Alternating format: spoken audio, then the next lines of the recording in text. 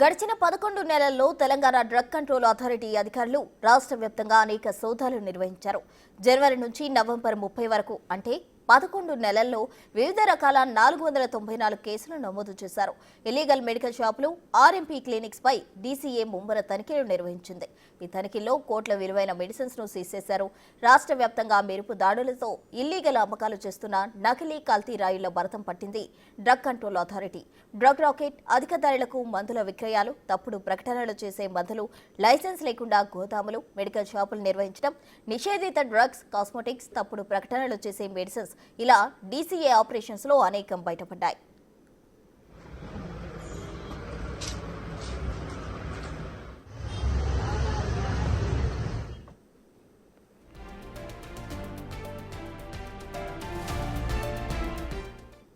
ఈ 11 నెలల కాలంలో తామేమేం చేశామో డేటాను రిలీజ్ చేసింది డీసీఏ. 8 నకిలీ డ్రగ్స్ ను సీజ్ చేసింది. ధరల విషయంలో నిబంధనలు ఉల్లంఘించిన 75 డీపీసీఓలు సీజ్ చేసింది. 176 తప్పుడు ప్రకటనలు, మెడిసిన్ సీజ్ చేయగా 61 మెడికల్ షాప్స్ అండ్ గోదాములు సీజ్ చేశారు. ఇక డ్రగ్ లైసెన్స్ లేకుండా మెడిసిన్స్ అమ్ముతుండడం, క్లినిక్స్ నిర్వహిస్తున్న వారిపై 124 కేసులు నమోదు చేశారు.